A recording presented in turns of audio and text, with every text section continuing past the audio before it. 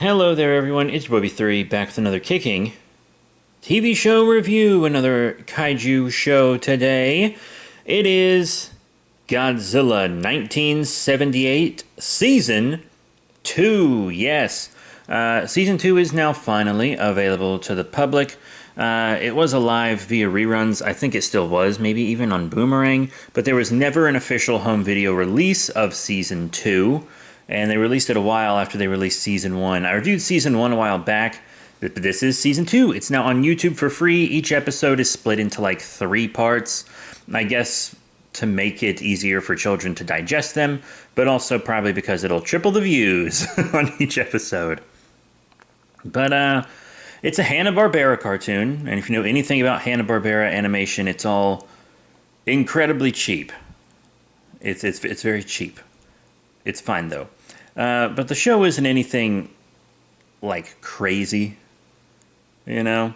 If you've seen my Season 1 review, Season 2 is pretty much the same animal. It's a team of scientists, and then, like, the kid that's with them, and their wacky animal sidekick. You know, Hanna-Barbera show's always going to have the wacky animal sidekick. Theirs is Godzuki, which is like a flying baby Godzilla, who I actually like. Sorry. But they have like a device that can call Godzilla, or Godzuki can call Godzilla. And Godzilla will help him out of situations. He's a friendly kaiju, you know? This is kind of a friend to humanity Godzilla. Which is fine. That really doesn't bother me at all. Not at all. It's got a 6.2 out of 10 on IMDb, which I think is generous but fine. 88% liked the TV show on Google, you know? And character-wise, it's got Godzuki, who I mentioned, Captain Carl Majors, Pete Darien, Brock Borden, Dr. Quinn, etc. And to be completely honest, I'm not gonna probably say their names again, because I'm looking at them here, like on the notes, on like the character list, but like they're so generic and not very interesting. I guess Dr. Quinn, she's kind of neat because she is basically the one that, like, intellectually saves the day. Like, Godzilla does all the heavy lifting, but she's usually the one that figures out what's wrong and how to stop it, which is very cool. It was created by Joseph Barbera, obviously. And, of course, the composer for the show was Hoyt Curtin. And I do like the actual opening theme for this. I really like it. It's a real triumphant, adventurous theme. I like it a lot. I like the theme song. Sue me. The animation, you know, it's real cheap with a lot of reused animation, just with a new backdrop and stuff over and over. Everybody knows that about Hanna-Barbera cartoons, but nobody really seems to care, including me. I don't really care either. But Godzilla himself, you know, has like the smooth green design. It's nothing too out there or crazy, but he does have big arms, so he can do a lot of stuff. He, you know, has like kind of a fire breath. It's not really radioactive breath, it's just fire. And he has heat vision, like Superman-esque heat vision.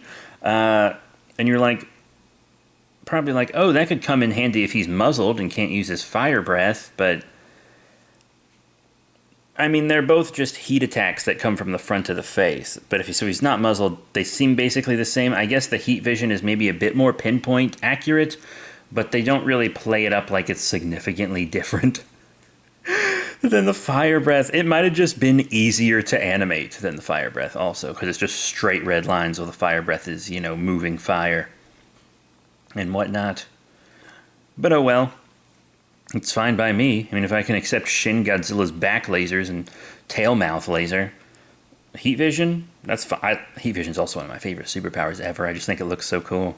I don't know. Sue me. But yeah, all these episodes are pretty much the same.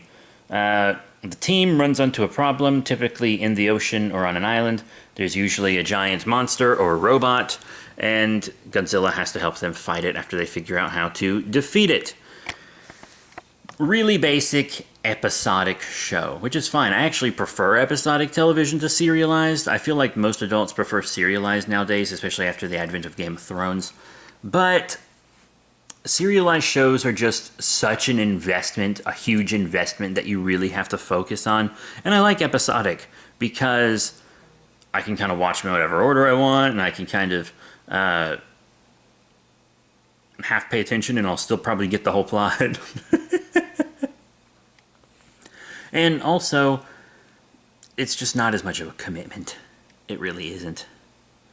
So, back to more of the show itself. A lot of the kaiju are really uninspired. Like, some of them are like, oh, giant insect. Oh, giant sea life. Like, there's one episode that has a giant octopus, and then like 2 episodes later, it's a giant squid. Or maybe it's a giant squid, and 2 episodes later, an octopus. But still, that's like the same thing. And a lot of the time, it's just, oh, they go into a fog, and stuff happens in the fog. And a lot of the time, there's weird fog or weird clouds, and those are the things that cause it. Like, there was one kind of weird fog and cloud that, like, made small things grow and giant things shrink. So, like, this just regular fly was growing larger and larger, and it was only attacking the ship because it had a grudge at one of the crew members that swatted at it. And Godzilla is shrinking and shrinking. And that episode was a bit interesting, actually. You get to see, like, Godzilla fight, like, microbes, which I thought that was cool. I know this isn't the only time we've ever seen Godzilla shrink in media. You know, Pym particles shrunk him in the Marvel comics, but he never got that small in the Marvel comics. I think the smallest he got then was, like, rat-sized. But, like, fighting microbes, I thought that was just really interesting. Very cool. And then he got real small, so they lost him, and they had to find him so they could enlarge him again. All kinds of crazy stuff going on. I really enjoyed that episode. That episode also confirmed that Godzilla is amphibious in this universe. Like, if he's out of water too long, he'll dry up and die. So when he got really tiny, they had to put him in a petri dish of water, which led to him fighting all the little microbes swimming in it and stuff, because Mofo just couldn't sit on the table. Very interesting, actually. It really was interesting.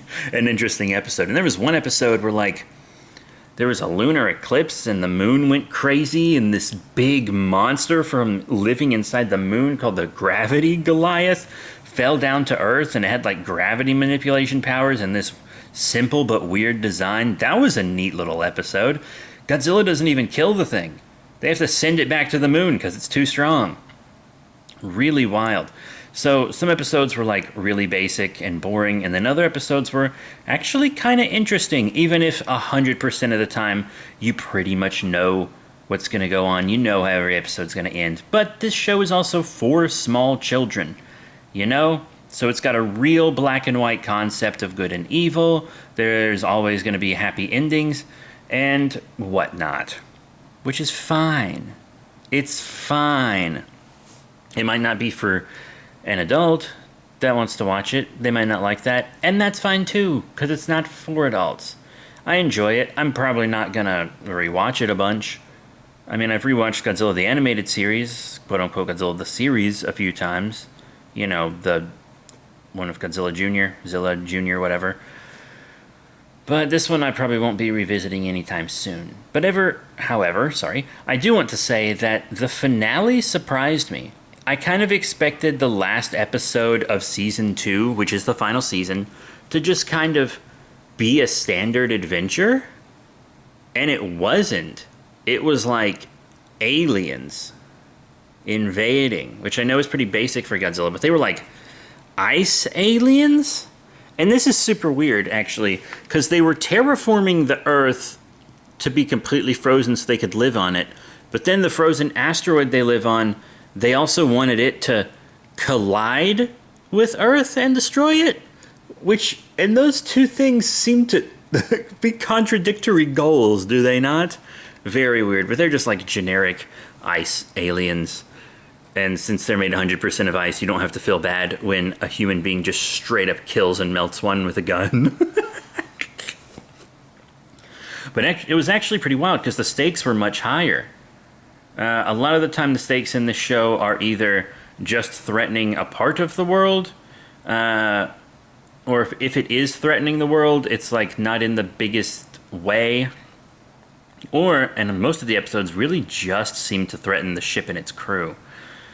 But the finale, the whole world is threatened, and you get to see things happening. Like, you see the Eiffel Tower fall over, you see like gravity get messed with, and the Sphinx in Egypt flies up into the air and then gets like impaled on one of the pyramids. And with, higher quality animation, that probably would have looked really cool. You can just imagine how wild and cool that had the potential to look.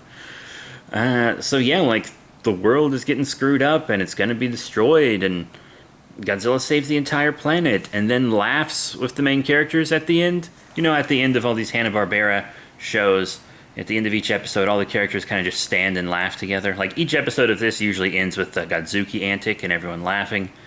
And Godzilla never laughs with them, if he's even there. But in this one, he did, and it was really odd. Especially since Godzilla's roar and stuff is just some guy trying his best. Like, it's not an actual Godzilla roar. Like, they licensed him, and then I guess didn't want to license the roar. You know how Toho makes everyone license things separately. And the roar might be included, and they just didn't use it. I have no clue. But it just sounded like... Like, that's really close to what it actually sounded like. It was just some guy trying his best. And then Godzuki pretty much sounds like Scooby-Doo, but doesn't talk. But yeah, I had fun with it. I'm a big Godzilla fan, and to be honest, I don't have any nostalgia for this show. It was on Cartoon Network and Boomerang when I was a kid, but I don't think I ever actually caught it. I never remember watching an episode of it. I just remember seeing, like, this Godzilla in ads, but I never remembered actually watching an episode of it. So I didn't have nostalgia for it, but I knew it was out there. And as I said, we had a home video release, like DVDs for Season 1, but they were kind of hard to find and are getting increasingly harder to find, and Season 2 never got a home video release. But luckily, you can watch them all on the Godzilla YouTube channel. Godzilla Official by Toho. That's the channel you can watch them all on. They're all on there for free. You can just put on the playlist and it'll play through all of them. And it's relatively quick to watch. It's like 2 seasons, each with like 12, 13 episodes or so. It's all good. So even without nostalgia for it, I still enjoyed it enough. There were some parts where I was like, okay, let's hurry this show the fuck up. But if you have kids that are into dinosaurs, kaiju, Godzilla, I think that they will enjoy this. I think it's a fun show for small children who love Godzilla and associated things. So that's it. Thank you all very much for your support. Please remember to rate, comment, and subscribe. Check out all the cool links in the description below, Facebook, Twitter, etc. And I'll be seeing you all, you guessed it, next time. Bye for now.